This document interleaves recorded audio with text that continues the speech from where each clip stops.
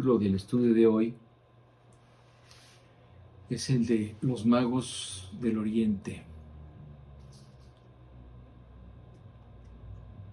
Estamos a unos cuantos días de celebrar la Navidad.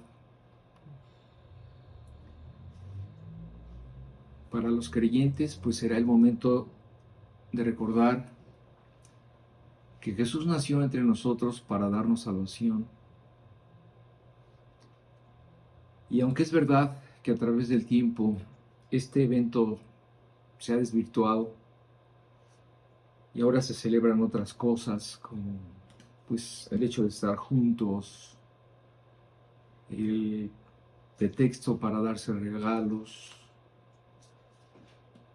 comer diferente, pasarla con seres queridos, etc.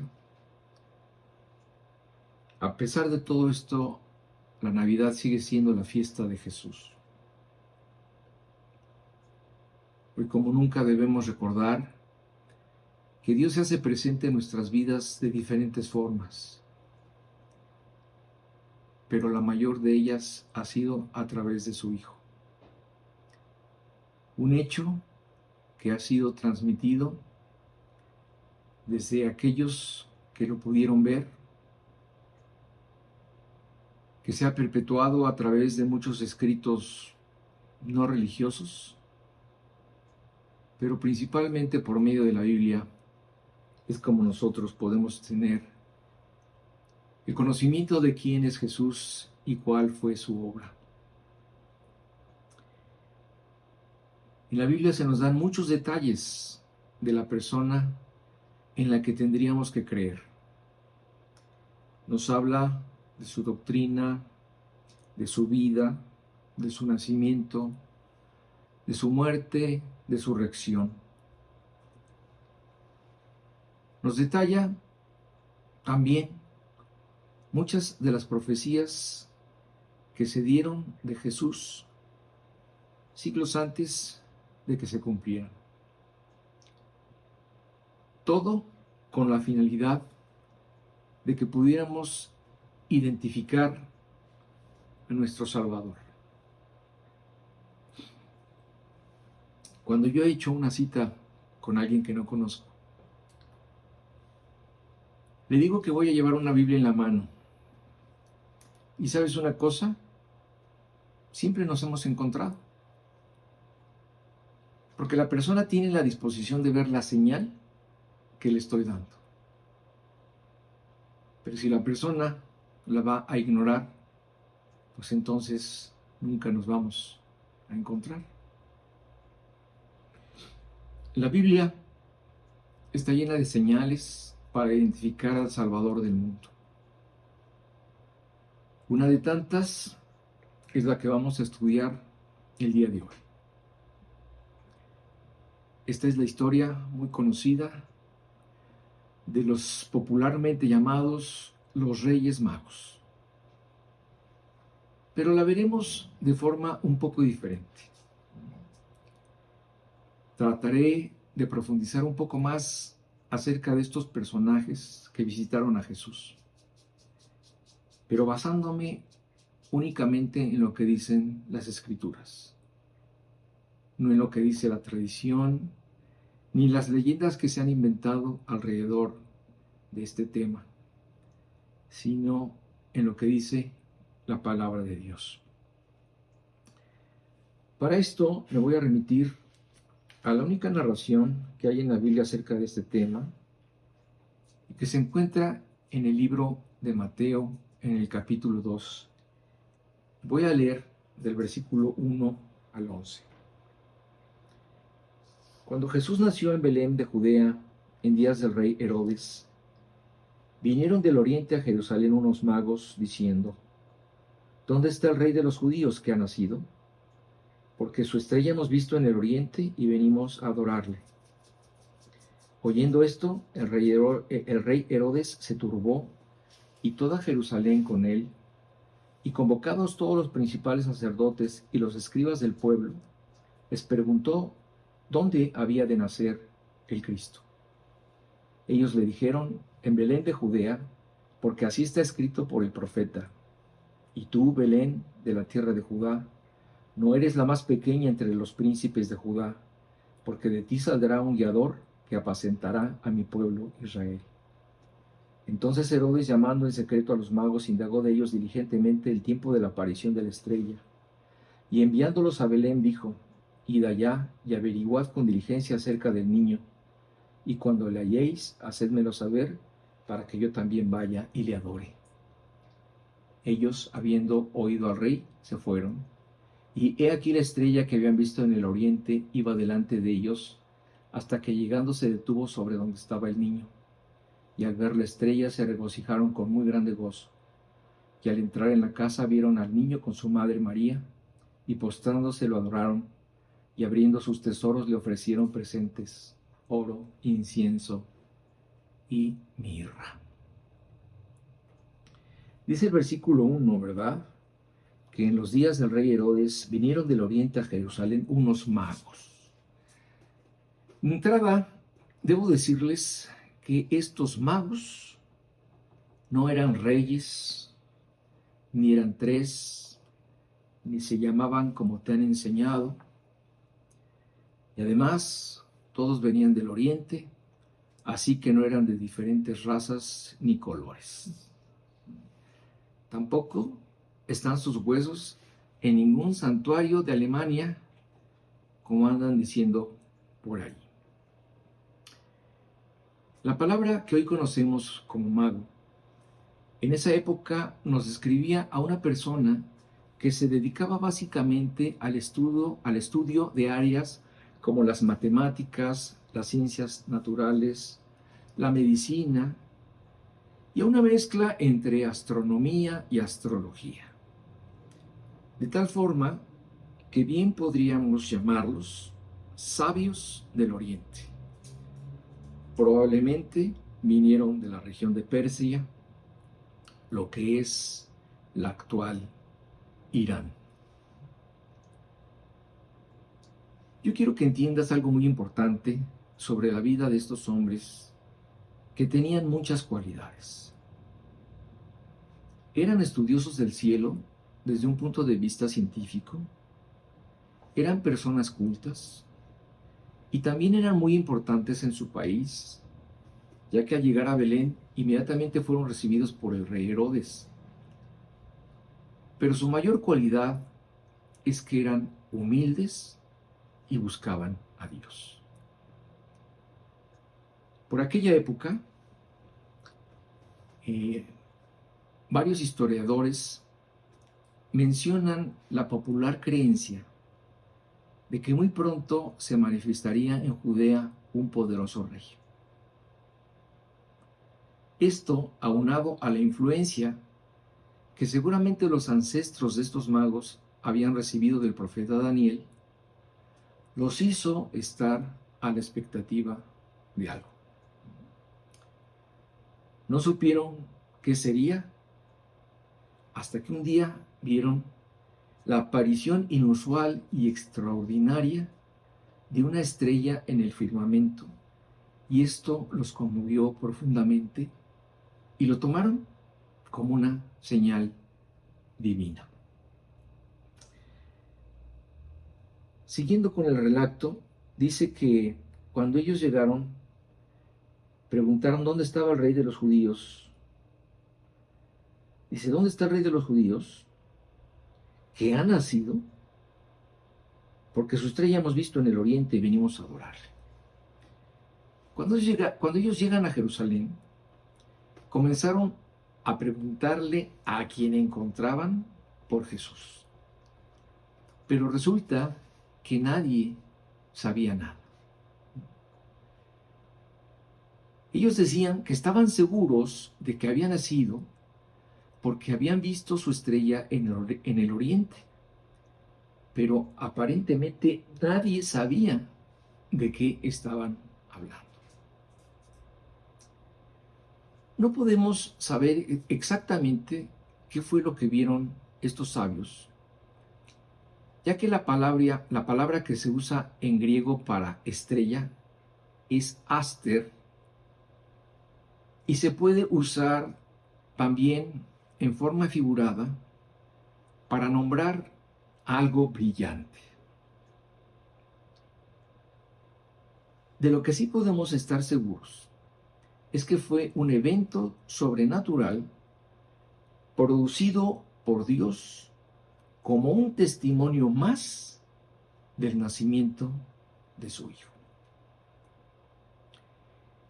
El caso es que ellos identificaron esta estrella como su estrella, es decir, como la señal del nacimiento de Jesús, a quien tanto el Antiguo Testamento como el Nuevo Testamento se le identifica como una estrella. Leo Números 24, 17. Lo veré, mas no ahora. Lo miraré, mas no de cerca. Saldrá estrella de Jacob, y se levantará cetro de Israel, y herirá las sienes de Moab, y destruirá a todos los hijos de Set. Y en el Nuevo Testamento encontramos la referencia a Jesús como una estrella en Apocalipsis 22, 16, donde dice: Yo, Jesús, he enviado mi ángel para daros testimonio de estas cosas en las iglesias. Yo soy la raíz y el linaje de David, la estrella resplandeciente de la mañana. La actitud de estos sabios nos habla precisamente de su fe, porque a partir de que vieron la señal en el cielo, ellos tomaron una decisión. Quisieron saber más del Mesías. Esto es importante destacarlo, ¿verdad? Porque pues la vida del hombre está llena de decisiones que se deben tomar. Desde luego unas más importantes que otras, pero finalmente todos los días estás decidiendo algo. Y Dios siempre está esperando a que tomes la decisión más importante de tu vida, la decisión a favor de Él. Es evidente también que estos hombres, a través de su ciencia, sabían muchas cosas, eran sabios. Pero la Biblia dice que no es a través de la sabiduría humana que se encuentra a Dios, sino que todo es a través de un acto de fe. Hoy sabemos que a pesar de que los hombres pueden hacer muchas cosas tecnológicamente, sin embargo, en otras áreas está muy limitado. Como nunca, tenemos la capacidad para producir grandes cantidades de alimento, pero todavía hoy la gente se muere de hambre. También es evidente que gastamos millones de dólares para conquistar el espacio, pero aún hay niños que no tienen hogar y que tienen que vivir en la calle. Se gastan también millones de dólares en armas y en la guerra, pero hasta ahora no se ha podido establecer la paz. Todos los años se recaba mucho dinero para combatir el cáncer y cada año hay más enfermos. En el mismo lugar donde hay una alcancía para donativos, ahí junto también te venden cigarrillos. Y es que la sabiduría humana está llena de contradicciones, de incongruencias, de ambiciones personales y de falsos motivos. Y esto solamente demuestra que el hombre puede ser muy inteligente para lo que le conviene, pero también puede ser muy ciego y necio para los demás. Para relacionarse con Dios, definitivamente también ha perdido la brújula. Todavía hay muchas personas que creen que se pueden ganar el cielo por sus propios méritos. Creen que con su bondad pueden convencer a Dios de que son buenos. En su encuesta personal, piensan que a lo largo de su vida han hecho más cosas buenas que malas, y que al final de su vida el fiel de la balanza actuará a su favor. Esto es lo que piensa el hombre. De esta forma tan equivocada piensa el hombre acerca de Dios, cuando Dios dice exactamente todo lo contrario. Él ve al hombre como un pecador perdido, como alguien que está separado de Dios, como alguien enfermo, como un ciego y como una persona desnuda. Fíjate lo que dice en Apocalipsis 3:17.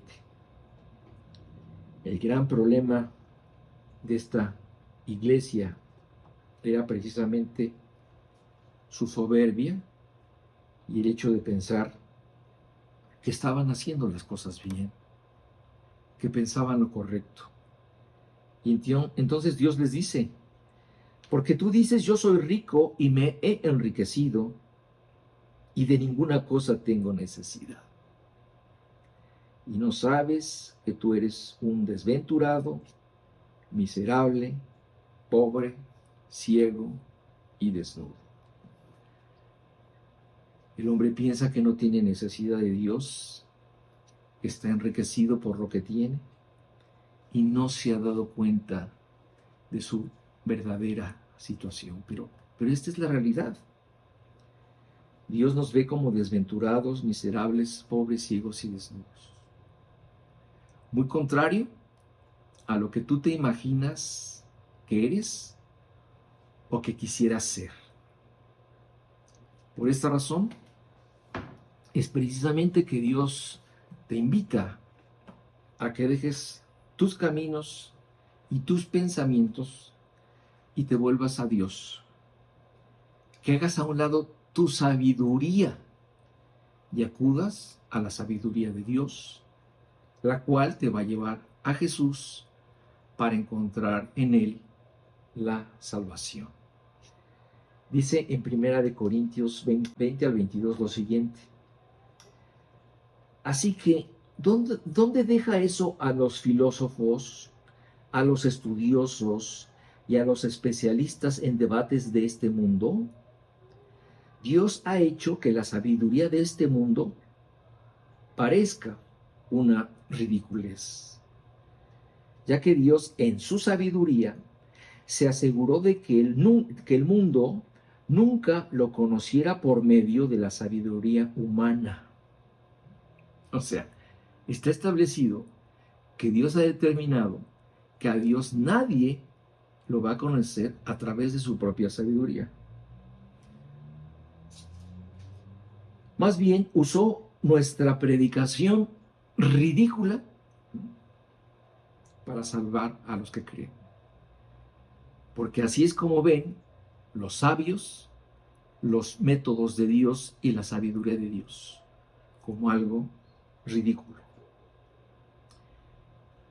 Y continuó Pablo diciendo: es ridícula para los judíos que piden señales del cielo, y es ridícula para los griegos que buscan la sabiduría humana.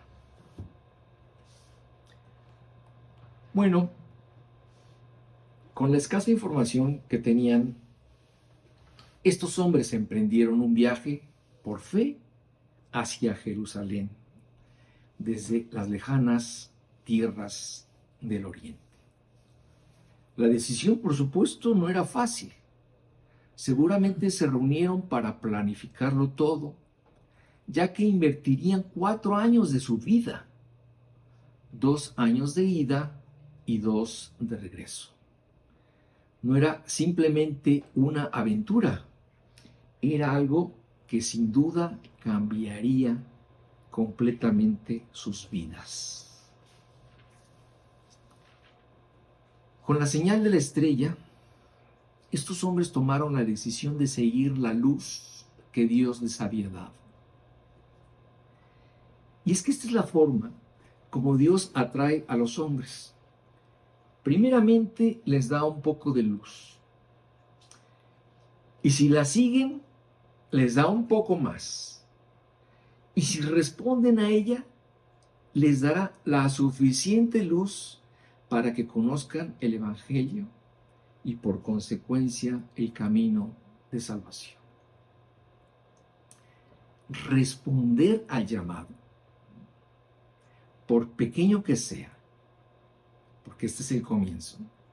Responder al llamado es la actitud que Dios premia, porque la Biblia dice que a cualquiera que realmente quiera conocer a Dios, se le proveerán todos los medios y la información necesaria para que conozcan al Dios verdadero. Fíjate cómo lo dice el profeta Jeremías en Jeremías 29:13. Dice: y me buscaréis y me hallaréis, porque me buscaréis de todo vuestro corazón. No existe nadie en el mundo que, cumpliendo con estas condiciones de querer buscar a Dios con todo el corazón, no lo hay. ¿Por qué?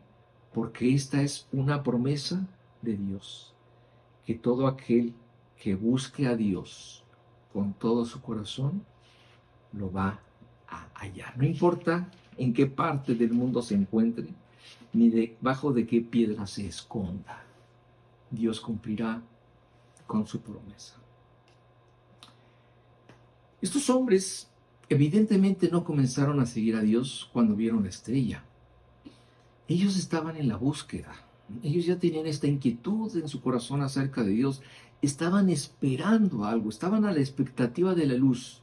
Y cuando ésta se manifestó, simplemente la siguieron. Dice el versículo 3 que oyendo esto el rey Herodes se turbó y toda Jerusalén con él. No sabemos cuántos magos eran. Pudieron haber sido 3, pero ya sabemos que la tradición cree que fueron 3 por los 3 regalos que le dieron a Jesús, pero no necesariamente. Pudieron ser 10 o 50, pero es evidente que para un viaje tan peligroso y tan largo se necesitarían muchas personas, entre ellos el séquito de los magos, sus sirvientes, animales de transporte y de carga. Estamos hablando de una auténtica y gran caravana. La presencia de tantos hombres seguramente extravagantes en su forma de hablar y de vestir, la presencia de estos hombres que no dejaban de preguntar con insistencia por el rey de los judíos, llegó a los oídos de Herodes. Estas presencias y estas preguntas perturbaron la paz de Jerusalén y especialmente la de Herodes, que siendo de hecho el rey de los judíos, no podía concebir el nacimiento de un rey que a la larga sería una competencia para él en lo personal y un dolor de cabeza para el imperio romano en lo general. Hasta ahora las cosas estaban tranquilas, con un Sanedrín bastante controlado por las autoridades romanas.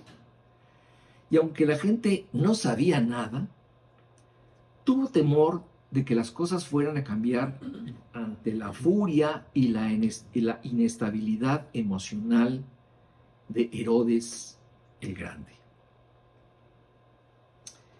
Debemos entender que cuando la luz aparece en la vida de una persona, o la siguen como los magos del Oriente, o la rechazan. A Herodes lo perturbó completamente. Él vio amenazada su vida, su comodidad, esa vida que amaba de pecado y de excesos. Porque finalmente cada quien reacciona a la luz como le conviene o como cree que es mejor para sus intereses. Dice el versículo 4: y convocados todos los principales sacerdotes y los escribas del pueblo, les preguntó dónde había de nacer el Cristo. Herodes, desde luego, creyó en la palabra de estos sabios. Después de todo, nadie emprende un viaje tan largo para nada. Y entonces, intrigado, mandó llamar a los principales sacerdotes y maestros de la ley religiosa para comenzar la pesquisa.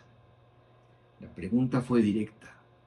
Según lo que ustedes saben, ¿dónde debe nacer el Mesías?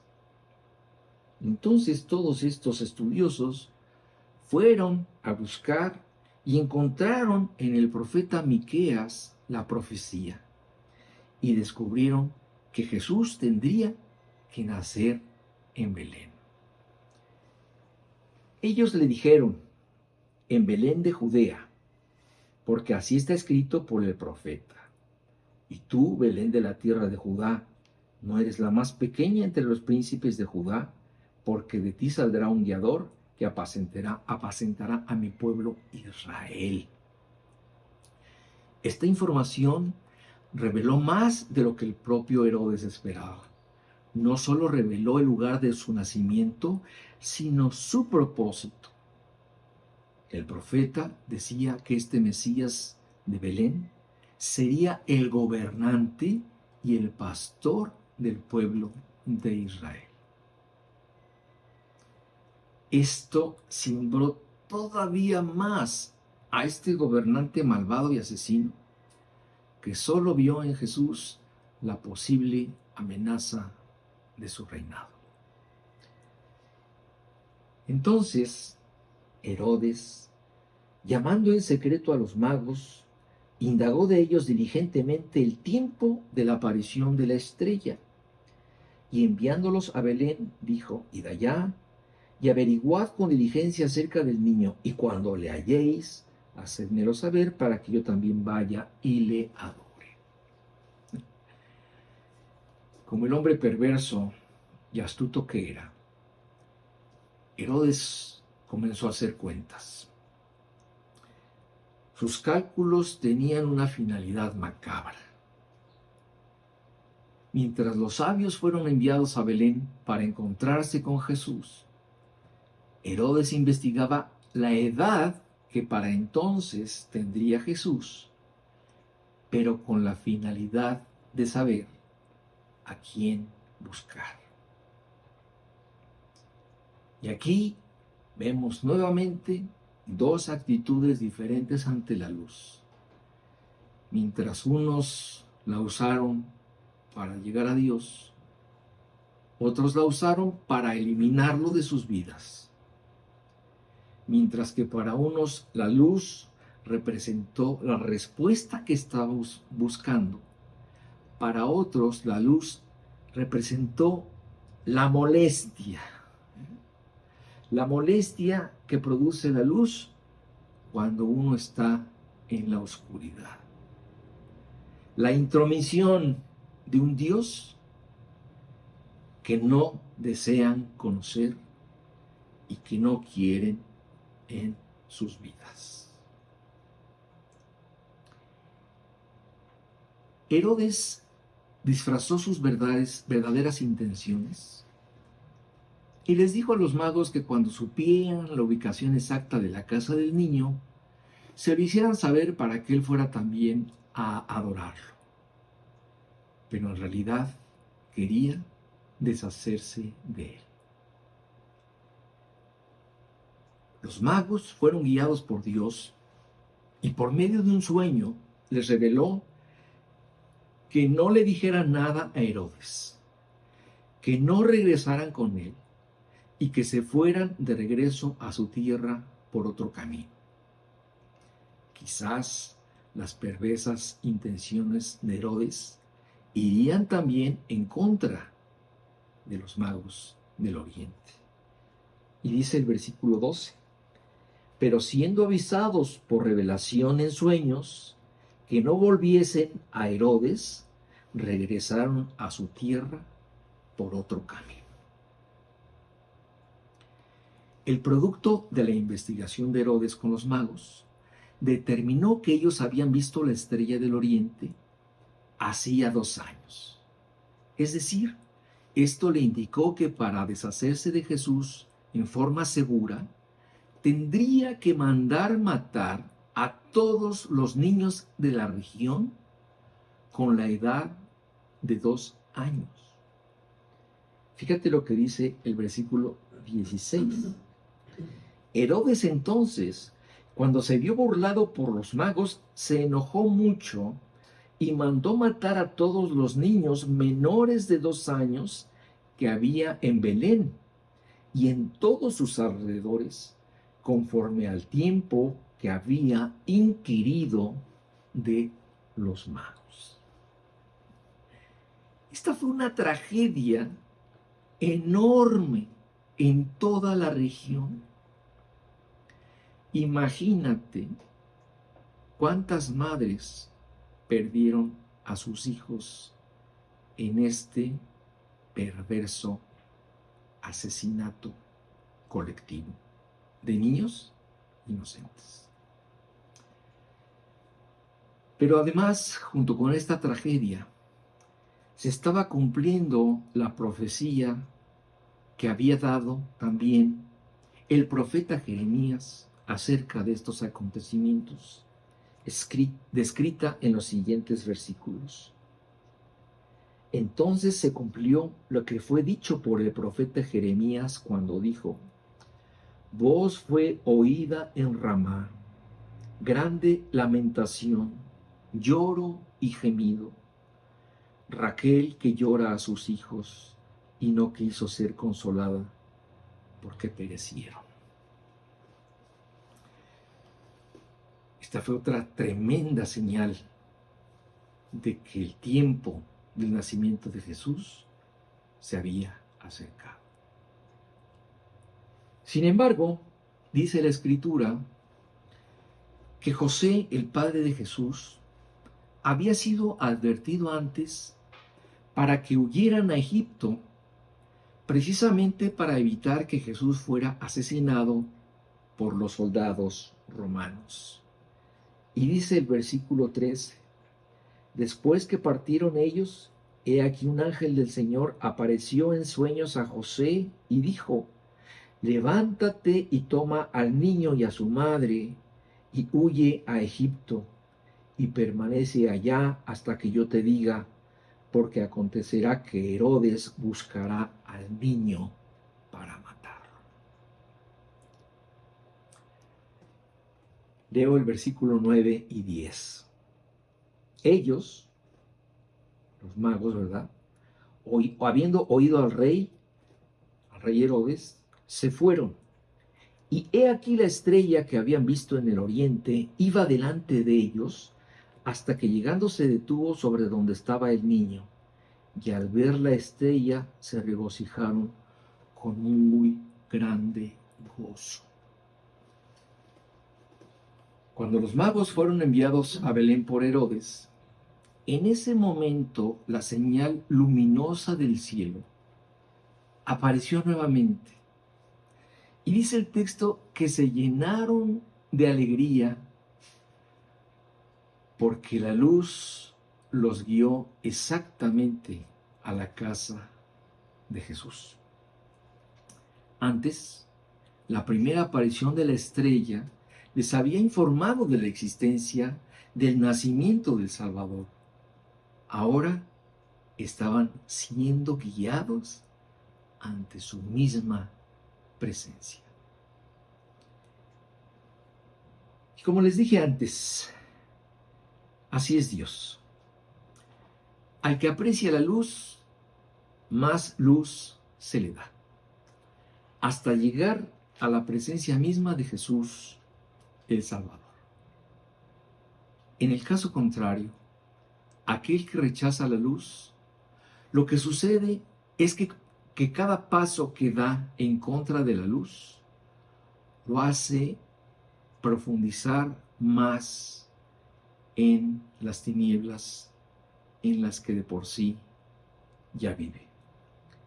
Esto lo consigna Pablo en Romanos 1:28 cuando dice: y como ellos no aprobaron tener en cuenta a Dios. Está hablando de personas que han rechazado la luz, que han despreciado a Dios, y dice: como ellos no aprobaron tener en cuenta a Dios, Dios los entregó a una mente reprobada para hacer cosas que no convienen.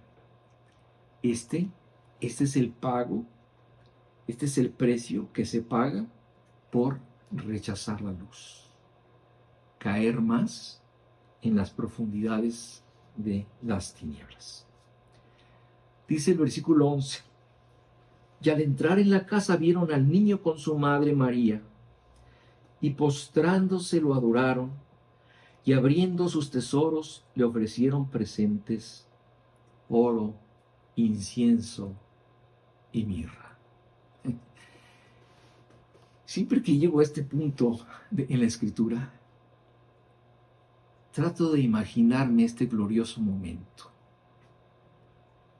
La sorpresa de ver en persona a Jesús, la recompensa de un largo viaje, la sensación de estar en la presencia del Rey Niño y contemplar su rostro.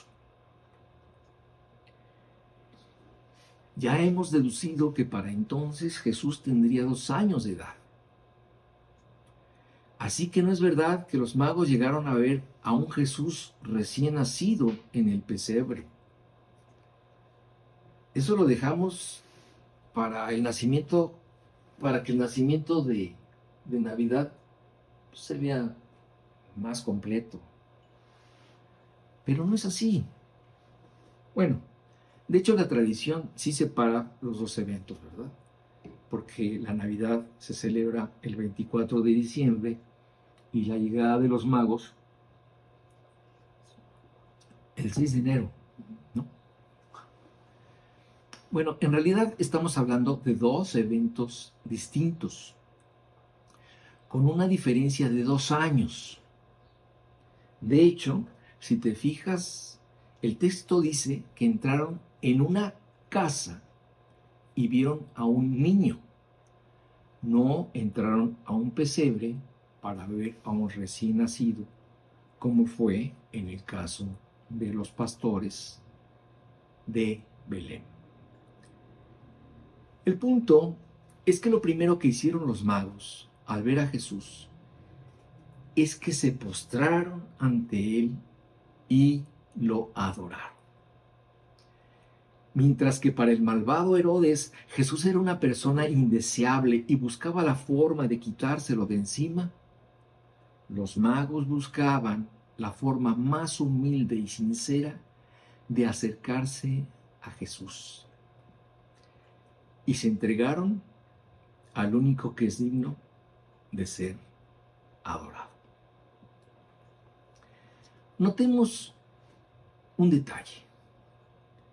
Dice que solo adoraron a Jesús, no a María, no a José, solo al Salvador digno de ser adorado. Porque solo al que está sentado en el trono y al Cordero que vive por los siglos de los siglos, se le debe adorar, como lo consigna Juan en Apocalipsis 5, 13 y 14. Al que está sentado en el trono y al Cordero, sea la alabanza, la honra, la gloria y el poder por los siglos de los siglos. Los 4 seres vivientes decían amén, y los 24 ancianos se postraron sobre sus rostros y adoraron al que vive por los siglos de los siglos. Después de la adoración, después de entregarse ellos mismos, le entregaron sus tesoros como parte de su adoración y agradecimiento. Este es el orden correcto de la adoración, porque de nada te sirve entregar nada si primero no te has entregado tú mismo. Dice en 2 de Corintios 8:5 lo siguiente: y no como lo esperábamos, sino que asimismo se dieron primeramente al Señor y luego a nosotros por la voluntad de Dios. Este es el proceso. Si tú quieres darle algo a Dios, primero tienes que darte a ti mismo para que lo que le entregas a Dios realmente le sea agradable.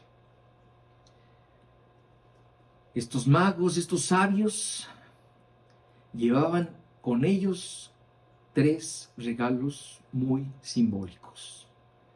Llevaban oro, incienso y mirra. Estos regalos serían completamente representativos de lo que sería la vida de Jesús. Primeramente, al ofrecer el oro, estaban reconociendo que Jesús es el Rey de toda la creación. Y a partir de ese momento le declaraban también como el Rey de sus propias vidas. Luego le ofrecieron incienso, porque con él estaban reconociendo que él era Dios, el único digno de ser adorado y alabado. Y por último le entregaron mirra, lo cual seguramente embargó su corazón de tristeza, porque este era un elemento que se usaba para preparar a los muertos, reconociendo de esta forma que él era Emmanuel, Dios con nosotros hecho hombre, la segunda persona de la Trinidad que había abandonado su trono para venir en calidad de siervo a dar su vida y morir en la cruz por los pecados de la humanidad. ¿Cuál sería nuestra conclusión de este estudio? Hoy, al igual que la primera vez, la estrella de Belén sigue brillando. La estrella de Belén sigue siendo la señal de luz que debemos de seguir para encontrar a Jesús, porque Él mismo dijo de sí: yo soy la luz del mundo. El que me sigue no andará en tinieblas, sino que tendrá la luz de la vida. Yo, la luz, he venido al mundo para que todo aquel que cree en mí no permanezca en tinieblas. Así como esa estrella fue un evento sobrenatural que no se puede explicar, nadie tampoco puede explicar cómo Dios, siendo Dios, tuvo compasión de nosotros y se acercó para llevarnos a Él por medio de Jesús. Los magos decidieron creer en la luz, ¿verdad? Y fueron en pos de ella. Nadie más en Jerusalén lo hizo. Solo ellos, porque estaban convencidos que las señales que habían recibido venían de Dios. Tristemente, muchas personas son capaces de ver señales que pasan junto a ellos y no son capaces de ver a Dios detrás de ellas. Y entonces oímos cosas como: yo me salvé de morir porque todavía no me tocaba. Oye, yo salí de esa enfermedad pues porque soy muy fuerte, ¿verdad? Siempre he sido muy sano, siempre he hecho mucho ejercicio.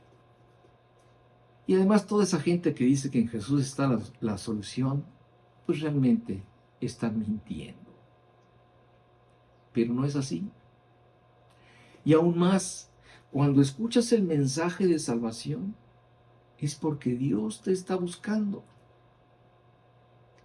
Todas estas cosas son señales que Dios te está mandando para que voltees a Él y creas en Él.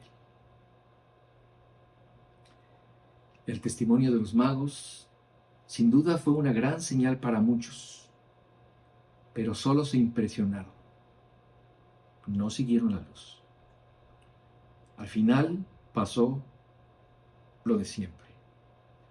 Para unos Jesús fue la respuesta y para otros piedra de tropiezo. Unos endurecieron su corazón, pero otros encontraron la verdad. Hermanos, que Dios los bendiga. Maranata.